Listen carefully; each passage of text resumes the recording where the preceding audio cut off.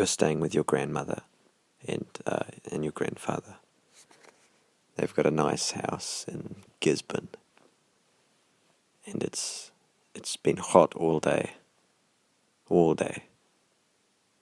No, muggy, humid, like, the kind of heat that you go out in the sun, you sit down on the ground, even when it's cloudy, and you feel the warmth coming up, like a nice blanket, a nice blanket on a cold day, except it's not cold, it's hot. And then you go inside and you're thinking, oh man, I better get out of this heat, but you can't leave it. It follows you around the house, right? And you're thinking, oh man, what a day it's been. We had so much fun. We went to the shops, we went into the park, and we walked around. We looked at a bird and a tree together at once and at the same time. And it's night time now.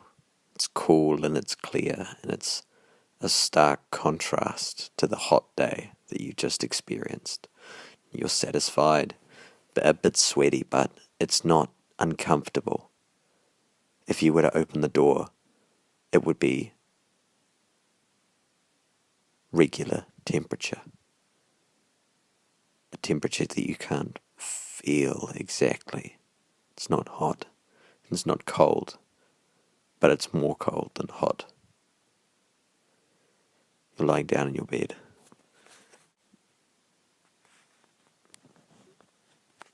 You're feeling all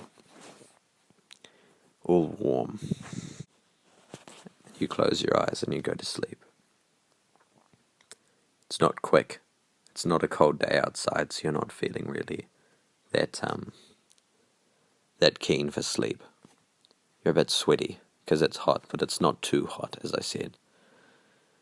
You go to sleep and you have a dream.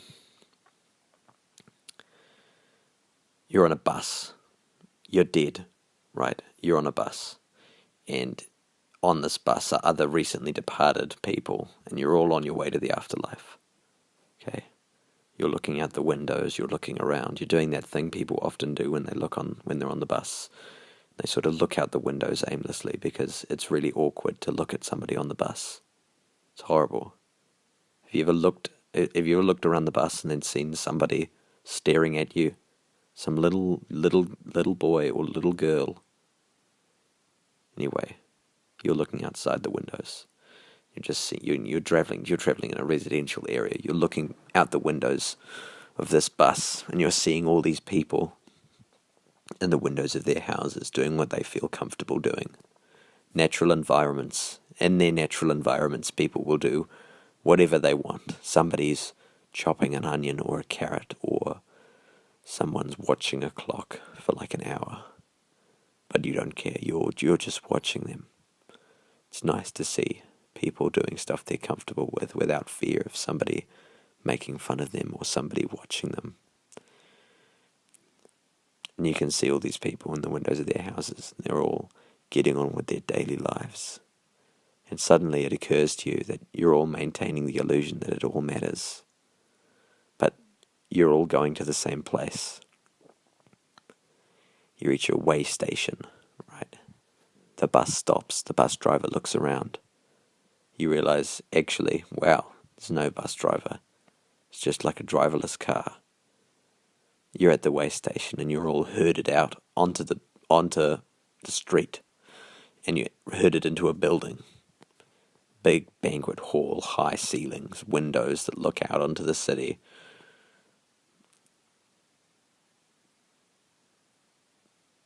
And you're going to have a meal with the other busloads of people who've also died recently. You're sitting down and you're looking around the room and you're seeing kids that you might have gone to school with, kids that you went to school with in like year 5. You recognize Mitchell Chin or Giorgio Toulis or something like that. Maybe some of them bullied you. You see a couple of kids who were a bit mean, but it doesn't matter now. You're all from different social groups, but none of it matters. you all eat together and you tell stories from your lives and you offer comfort to those who haven't quite adjusted to the new situation. Everything that you guys do comes from a place of deep compassion, not like love, but sort of mutually shared sadness, I guess, almost pity. Is not quite a way to describe it. It's like you're no longer living in fear of someone saying something stupid or you being ignored or neglected. You're no longer living with the knowledge that there's got to be someone out there who doesn't like you. All of you are the same. Everybody's on an equal playing field, and that's nice to think about, isn't it? That nobody's better than you here. You know, there's nobody who's significantly worse. You're all sharing. And they're talking and talking amongst each other. There's this big hubbub, like the general ambience of a room talking. It's echoing around the high ceilings, and you realize, you gather from bits and pieces of conversation that there's going to be some kind of orientation.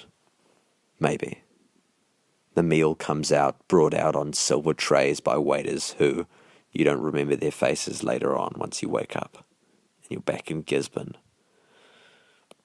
And you can't remember what the food is, but it's laid out on the tables in front of you. And when you wake up, you can't picture any of this stuff, but all you can feel is that you wish you'd eaten more of it in the dream because you're hungry now. You're thinking about all this great food, you start eating, and it's extremely unsatisfying food. To you at the time, you are just consuming with the knowledge that at some point you're going to stop and you're not going to be able to eat anymore. And you're going to be left in this almost miserable state of wanting more than you can have. And then you wake up. There's no orientation. You're awake.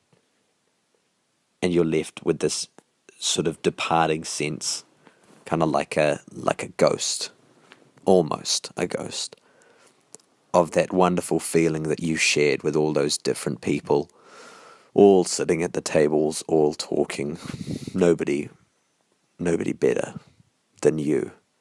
You were everyone there. And you know that you're never probably ever going to experience that again.